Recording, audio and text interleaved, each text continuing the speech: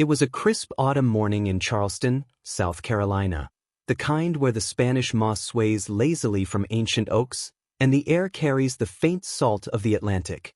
I stood in the probate lawyer's office on Broad Street, the historic building's creaky floors echoing my footsteps like a bad omen.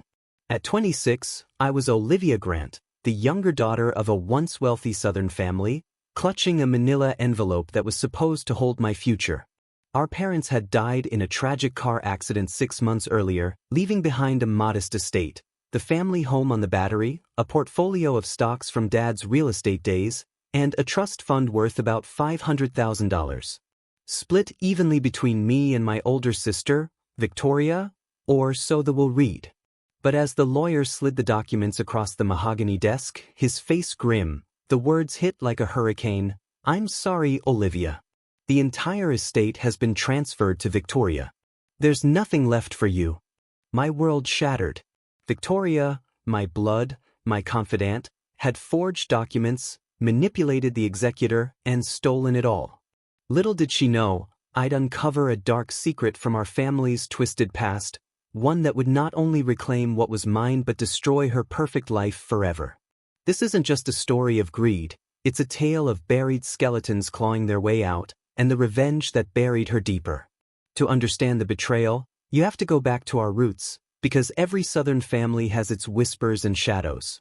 Victoria and I grew up in that grand old house overlooking Charleston Harbor, with its wraparound porch and secrets hidden in the attic. Dad was a successful developer, turning marshland into luxury condos.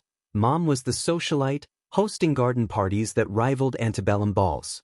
Victoria, for years my senior, was the golden child, tall, blonde, with a smile that could charm the devil.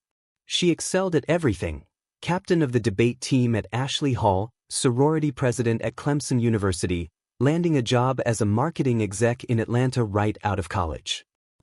I was the quiet one, the artist, sketching low-country landscapes and dreaming of opening a gallery in Savannah.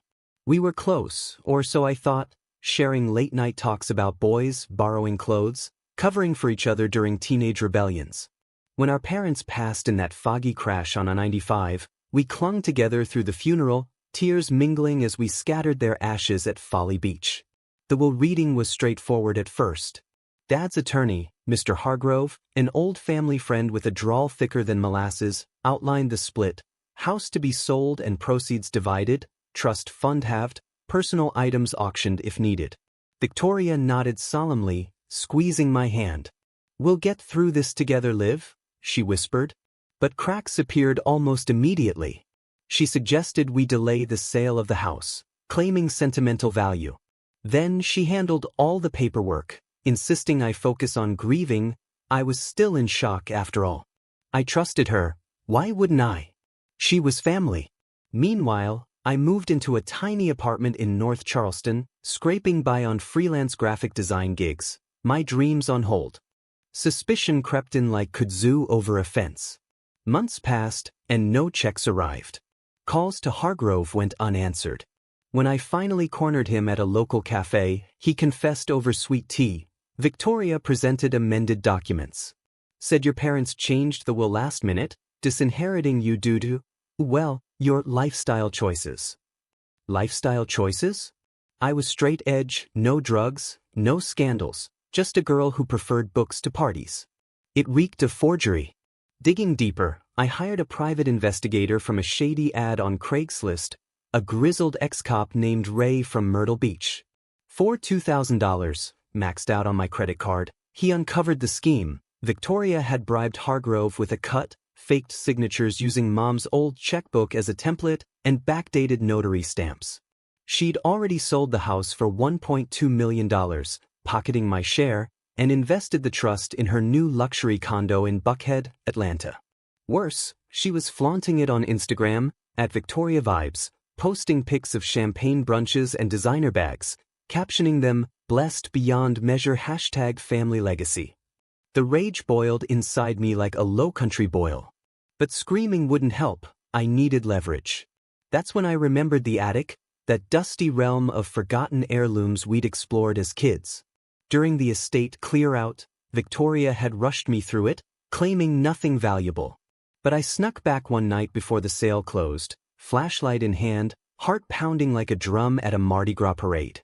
Amid yellowed photos and moth-eaten dresses, I found a locked trunk. Prying it open with a crowbar from the garage, I discovered letters, dozens of them, yellowed with age, postmarked from the 1990s. They were from a man named Elias Thorne, a Charleston doctor, addressed to Mom. The contents? Steamy affairs, confessions of love, and a bombshell. Our daughter deserves to know her real father. DNA hints scattered throughout Victoria's birth 9 months after Mom's vacation to visit aunties up north. Mom had an affair. Victoria wasn't Dad's biological child. The dark secret? Dad knew. Later letters begged for forgiveness, and he'd raised her as his own. But legally? It could invalidate her claim if proven she knew and hid it. The suspense thickened as I pieced it together. Did Victoria know? More digging with Ray revealed she did. He'd hacked into her old emails, ethically questionable, but desperation breeds boldness correspondence with a genealogist 5 years ago, confirming the paternity via a discreet test. She'd buried it, fearing disinheritance. Now, armed with this, I plotted my revenge, not petty vandalism, but a calculated implosion of her world. Phase 1. Verification. I sent samples to Ancestry.com. My hair, a strand from Victoria's brush I'd swiped during a tense, sisterly lunch. Results: no full sibling match. She was half-sister at best. I confronted her over FaceTime, voice steady as steel. I know about Elias Thorne. Her face paled, connection glitching as she hung up. She blocked me everywhere, but the game was on. Living frugally in my apartment, I built my case like a prosecutor on a true crime podcast. I tracked down Elias, now retired in Florida. Over a phone call, his voice quivered.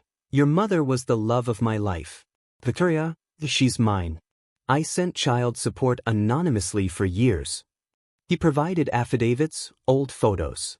Next, I leaked hints anonymously to Atlanta's social scene, whispers in gossip forums, tips to bloggers. Victoria's perfect facade cracked. Friends distanced themselves amid rumors of family drama. But the real strike came in court. I sued for fraud, presenting the evidence in a Charleston courtroom packed with curious onlookers. This was Southern scandal at its finest. Hargrove flipped, testifying against her to save his license. The judge, a no-nonsense woman with a gavel like thunder, ruled in my favor. Inheritance restored, plus damages for emotional distress. Victoria lost everything, condo foreclosed, job tanked after her boss learned of the bribery. But the dark secret's full unleash was my masterpiece. I went public with a blog post on Medium, the half-sister who stole my world, a true Southern Gothic tale. It went viral, picked up by BuzzFeed and even a segment on Good Morning America. Victoria's Instagram turned toxic. Sponsors dropped her like a hot biscuit. The twist that blew minds? Elias wasn't just any doctor, he was heir to a pharmaceutical fortune, worth millions. In his guilt, he amended his will, leaving Victoria a token sum but gifting me a substantial trust as the daughter he never knew. I didn't need it. My gallery in Savannah was thriving now, fueled by the notoriety, but it was poetic justice. As I stand on my porch in Savannah, watching the sunset paint the sky in hues of peach and gold, I sip sweet tea and reflect. Victoria's back in Charleston, waitressing at a tourist trap, her dreams as faded as old lace. Revenge didn't heal the grief, but it unearthed truths that set me free. In America's tapestry of family feuds and second acts, I emerged not broken, but unbreakable. The blood is thicker than water, secrets are the acid that dissolves it all. And getting even? It's the sweetest tea in the South.